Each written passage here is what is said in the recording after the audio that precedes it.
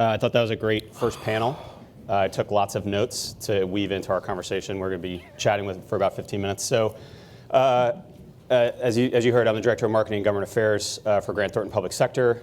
Before here, I was at the General Services Administration. I ran the Federal CIO Council. And before that, I was on the Hill Senate Budget Committee. So if everybody, I got some notes in here on the CR.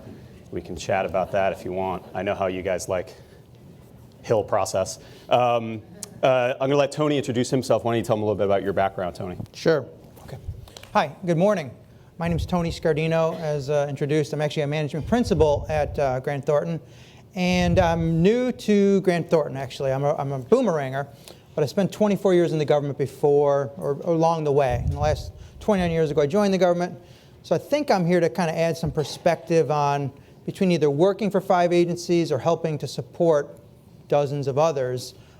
Some of the challenges that we're seeing, or I've experienced firsthand as a government employee. My last job was at the U.S. Patent and Trademark Office. There we dealt with a lot of technology issues, so I'm certainly going to talk about that a little bit this morning. But challenges, rising to the challenges is a very broad term.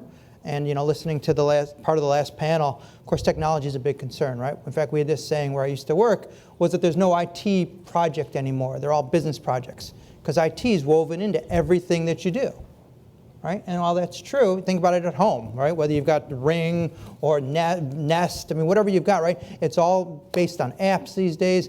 Everything is technology. So I'm in a fantasy football league, and I got kicked out last night. Well, I'm old enough that I was in a fantasy football league back in the day when you had to calculate your own stuff by hand. So now I'm annoyed because I can't get into the app, because I'm clueless and I'm worthless now in the league. I can't change my players. So anyway, it just gives you an example of how technology has taken over our lives of sorts.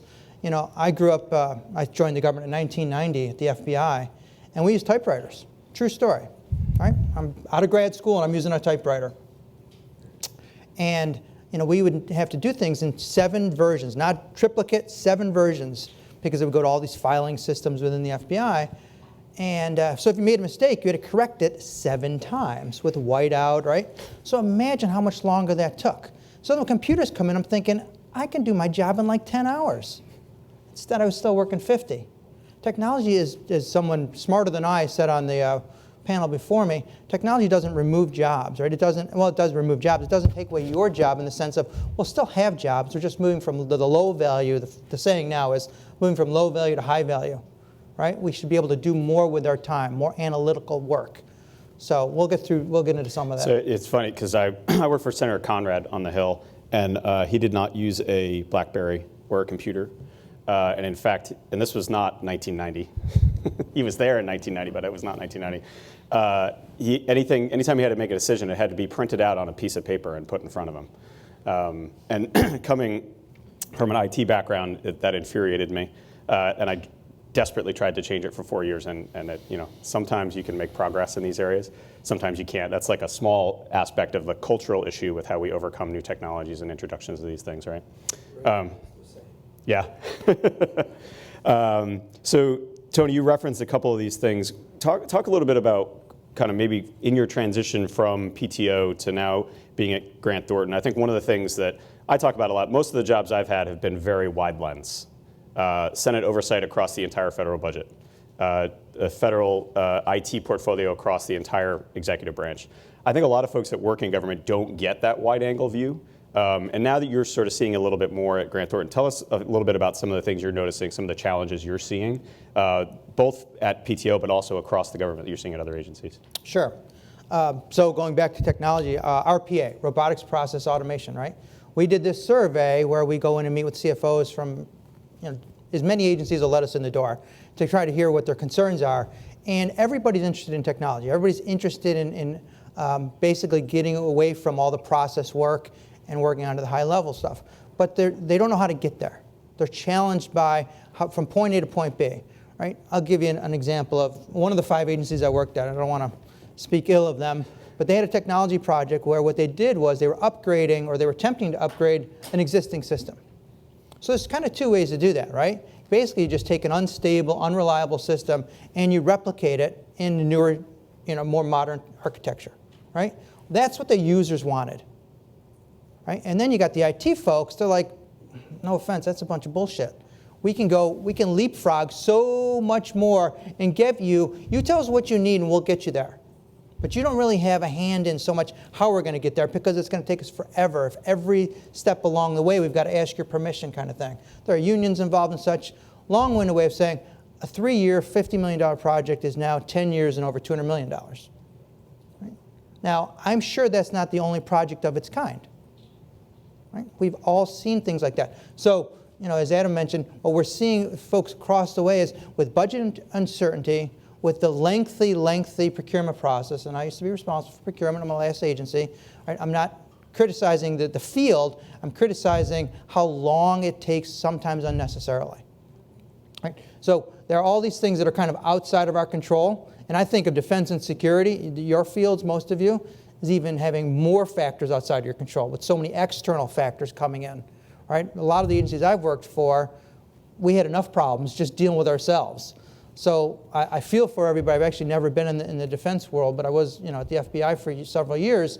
And the challenge is that we're all living in a fishbowl now, right? And customer experience. We do a lot of work with customer experience now. Well, who are your customers? You've got internal customers, you've got external customers, and then you've got people that are tweeting that they're not necessarily even a customer, they're just observers who are ready to pounce, right? So one of my favorite athletes actually was on Twitter this morning, he was tweeted about, he said something wrong, he never should have said it, he feels bad, but it's going to stain his career for the rest of his life.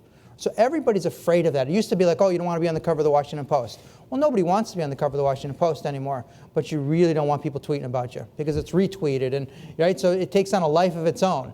So how do you have great responsibility in the government? What I tell people that sometimes, unless you're in the government, you don't realize how much responsibility people have.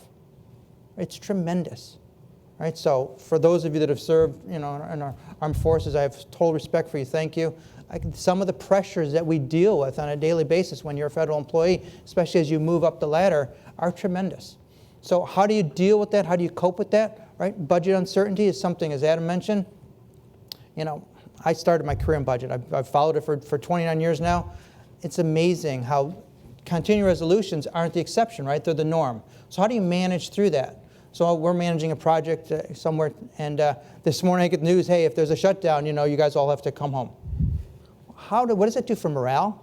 What does it do for our ability to actually get our job done and serve the people we're trying to serve?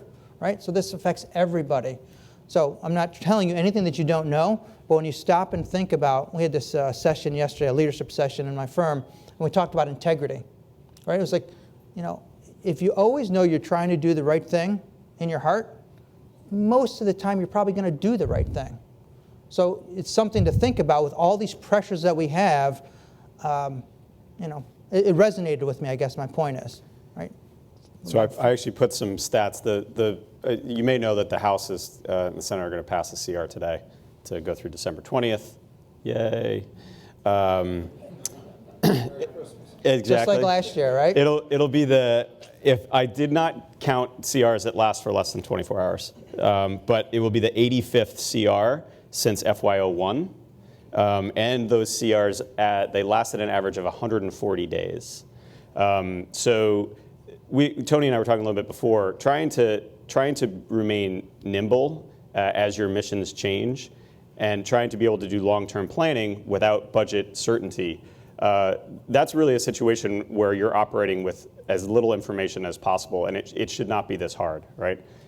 We should be able to figure out a way so we can get these things in place more quickly. Actually, one of the interesting things about CRs too is if you break it down by which agencies are covered by those CRs, you may not be surprised to learn DoD is the fewest number of days per CR, and the highest is actually the Labor, Health, and Human Services bill.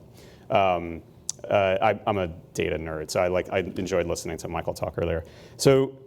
But Tony, you mentioned something I wanted to go back to, which is staff morale. And this was alluded to on the first panel too, right? You're going to have folks that you need to teach how to do new jobs as technology evolves, as the mission changes. You're going to need folks who are more utility players rather than specialists in some instances.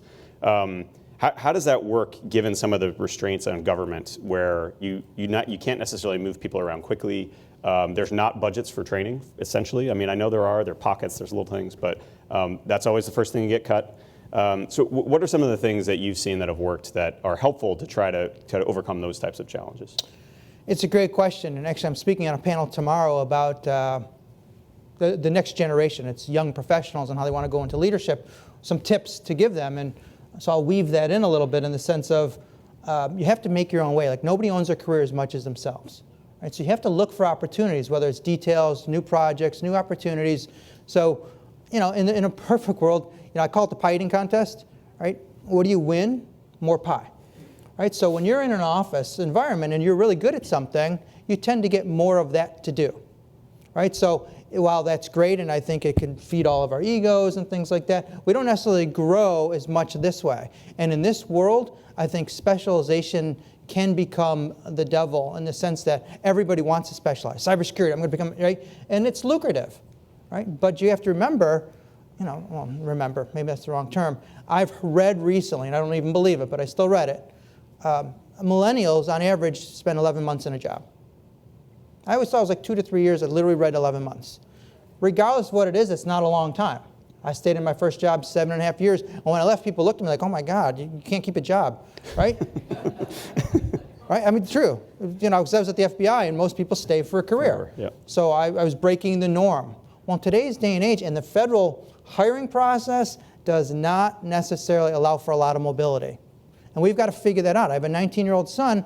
I don't think he's going to want to go work at a place for 10, 20 years. It's just not how they're wired, right? The difference that I see, generations used to be every 20 years.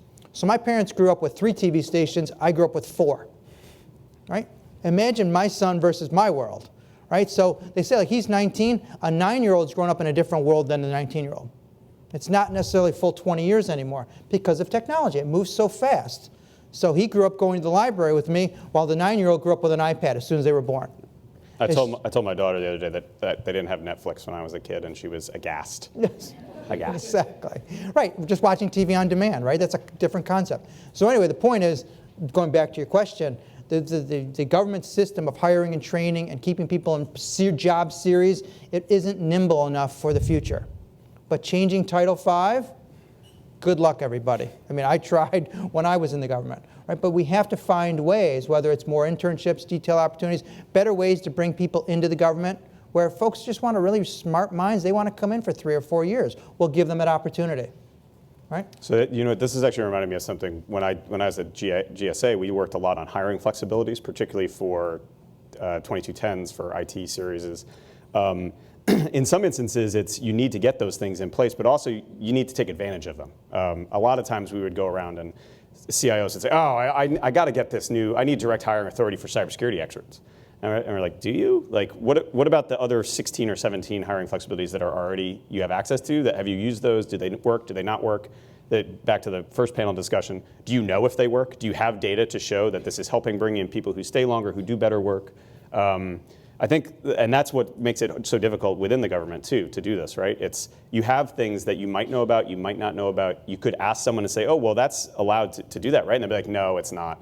And you're like, but it's there, I can see it, it's on the policy. Well, we don't do that anymore. You get caught in these kind of cycles, and it's hard to get out of. And I think trying to get that wide angle lens to make sure that you can see across what are other agencies doing? Are they having success? I think Veronica talked earlier about how do we share data better, not just within an agency which has its challenges, but across agencies to understand what works in different spots and trying to really, like as Tony is saying, how do we get to the point where we know what works and we can take advantage of things that are helping to move outcomes forward. It's not easy. So I see we only got 1 minute left, which is probably good for you. Every time I speak, I always try to think about what should people walk away with, in the sense of anytime you spend time going to conferences like this, you should always walk away with 1 or 2 things that are actionable, something you can actually do with it. Otherwise, it's kind of a one-off. It was nice. They had good muffins. So my one plea would be think about the talent. Right? Think about either the people that work for you, or if you're earlier in your career and you don't have people work for you, think about your opportunities, and make something happen, right? Help people grow. That's our responsibility along the way. It's not just us. I mean, as much as we own our careers more than anyone, right? Make sure you help other people, because at the end of the day, really, you don't get anything done by yourself. It's really all about teaming these days, and that's what I'm learning more than anything. This new generation, it's all about teaming, right? So they're used to that, so you need to help shape their direction, but they know how to work together. That's one thing they definitely, as much as I think millennials and Gen Zs get a hard time about, they do know how to work together. So focus on that, right? Instead of asking them to change to you, we need to change to the younger generation. So thank you for having me. Yeah, Hope you enjoy the rest of the morning. Thank you all for coming.